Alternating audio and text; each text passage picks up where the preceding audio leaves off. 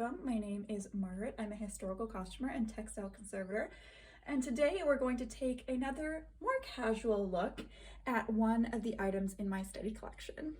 Now, I have a kind of a different setup here going on today, so you're going to be seeing me chatting to you, as well as this second shot down here of our object. So our object today, this is probably my favorite object I have in my study collection. I'll be really honest with you. This is a Spirite CB Deadstock in box 1890s corset. So we'll get to the corset, but first I do want to show you this beautiful, beautiful box that it comes in. So I actually bought this corset online. This was an eBay purchase, actually, a very surprisingly amazing eBay purchase. You can find some great things on eBay, although I should make an entire eBay video because when you are on that website, sometimes the things that people are trying to sell you aren't necessarily worth the price. So you kind of have to have a little bit of know-how. There are some things that when you see them, and you're like, that's just not right. So this fortunately was a great purchase. This was a present to myself after getting into grad school. I actually showed this piece off on my TikTok. My TikTok is at Costume and Conservation. You should definitely go check that out if you're interested. I do more little tours of my study collection and also just slice of life kind of things that pertain to historical dress and conservation. So let's get back into this Deadstock corset in box. So this is the Spirite brand corset, Spirite CB. I believe it is an American brand that just has French branding. Don't quote me, it might be a French brand. I haven't done as much research into the brand as I probably should have, but you can see on the cover here, we have this beautiful illustration of a woman pulling back a curtain to show her in her corset in front of a stained glass window, very gothic, very Victorian.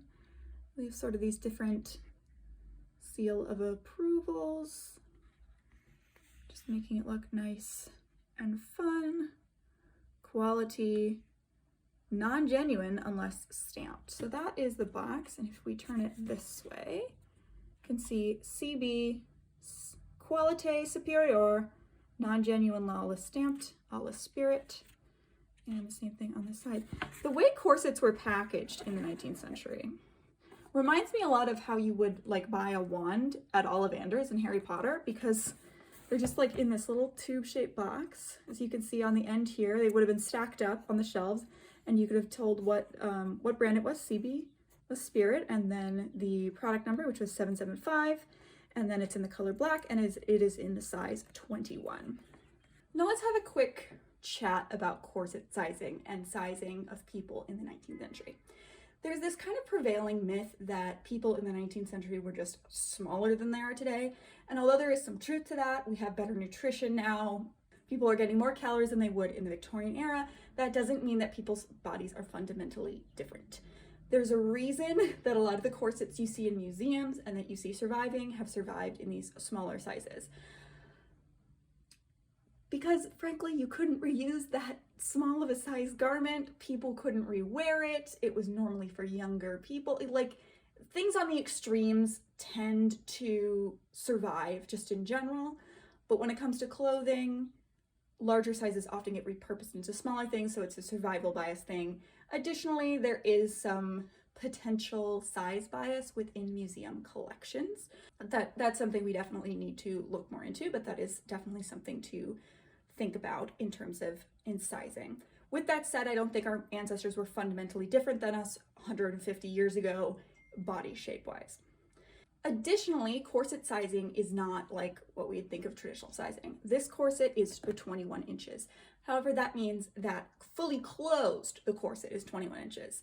When you wear a Victorian corset, normally you have about 2 inches of gap in the back, and that's without lacing down. So the smallest person who would wear a corset of this size would have a 23-inch waist. Personally, I know many women and younger ladies who have a 23-inch waist, whether they are just petite humans or they're, like 15. Normally when you're wearing a Victorian corset, you do get some waist reduction, and that waist reduction can be anywhere from 6 inches to 2 inches, depending on how your body is shaped. So for a 21-inch corset, you could be talking a 23-inch waist to a 27-inch waist, just depending on the shape and desired fit of the person, and also the desired fit of that corset.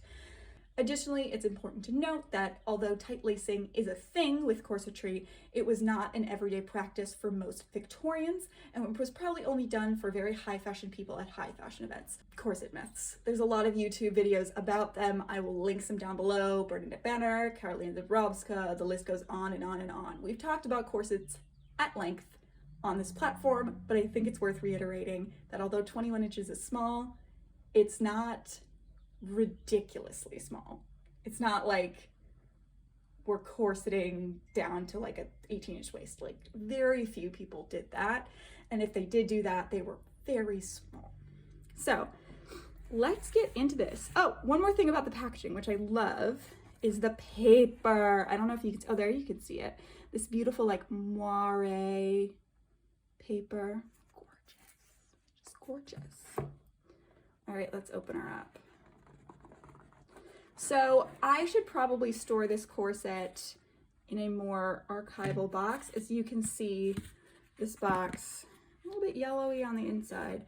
The thing about cardboard and paper in general is that paper, when it breaks down, becomes acidic, and that can lead to the degradation, not only the paper, but also the textile.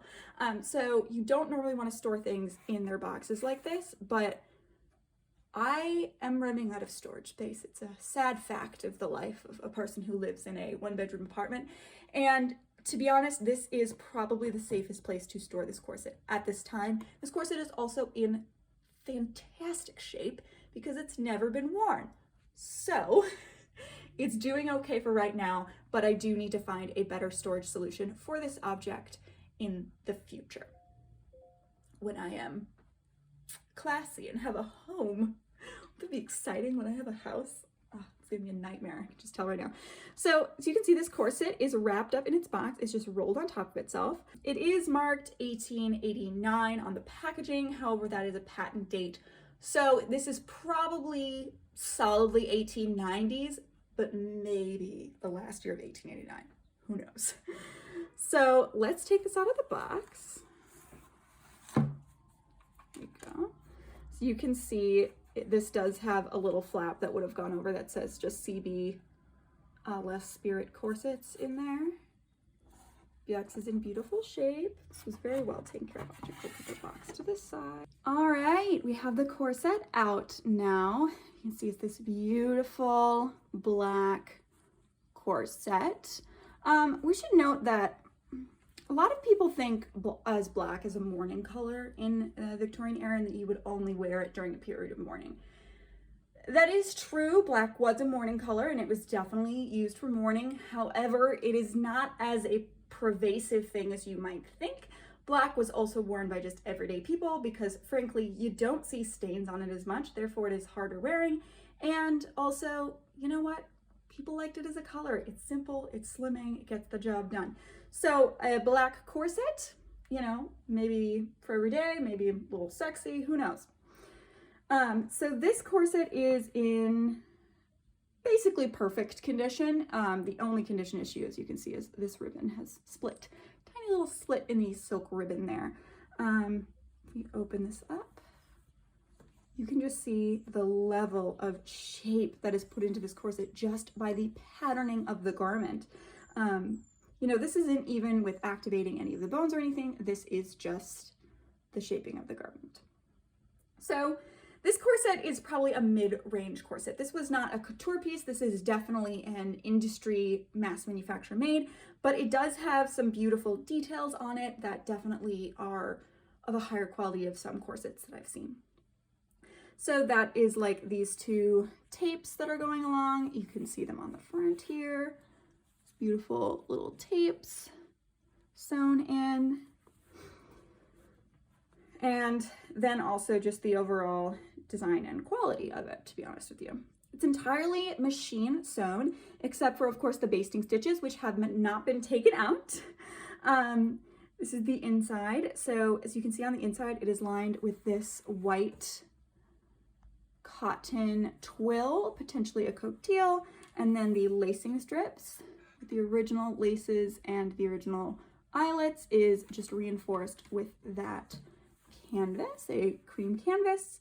It also has the size label on the inside and also a paper label that just has the brand name, the style number, and then the size again. Additionally, I found this pencil mark potentially from the original manufacturer that I think is really cool. I don't know what it means and I don't know what it says, but still pretty cool. I sort of want to draw your attention to the stitching before we go on the inside of the garment, or the outside of the garment. Before we head out to the outside, let's show you some of the stitching. So the stitching on these antique corsets is so tiny. Oh my God. So machine stitching, as you can see, machine stitched on the lace there, as well as the binding. As you can see there, they went over it twice, which is super cool. Hi, I'm hooked. Let's bring them up again. And let's turn her over. All right, so this is the front of the corset. So you can see it was constructed by seaming it together with the seams facing out, and then the boning casing was applied on top of that, and then it was boned. This is boned entirely in steel. Now, a lot of people think that baleen, which is the keratin sort of in the mouth of baleen whales, was primarily used for corsets in the 19th century. And that might be true, but in my personal experience, I've found that steel is much, much more common than baleen in corsets of this period. Just from what I've observed and the corsets that I have in my collection, I think I have one baleen corset and I have like 5 steel corsets. So that just might be what I personally am buying, and items in museums or posher collections might be using higher quality materials like baleen. By this portion of the 19th century, the 1890s, baleen would have been getting very, very rare and very, very expensive. So as you can see, this corset opens up with a split busk. On the loops, you can see it says CB, and then you can see the pegs here. This is a straight busk, meaning it's not a spoon busk, but it does have a beautiful curve to it. Now, in this time period, in the late 1880s and into the 1890s, a very sort of pooch, I call it a front pooch, that shape was very classy and in fashion. So you would have this kind of sculptural waist, and then you would have this pooch, which you see a lot of portraits of this era, in this era, where it's a front-on portrait and they look super, super skinny, right? But if you turn to the side, you can see that rounded, well-fed belly. So that's the kind of shape this corset is giving. It's pushing the boobs up, it's pushing the waist in, and it's pushing the fat from the waist towards the front of the body to give that rounded out stomach shape that was in fashion of the time period. Now, you can also see that this is made of a black cotton cotillion fabric, twill weave, whatever you want to call it. And we have some stray threads that are escaping us a little bit.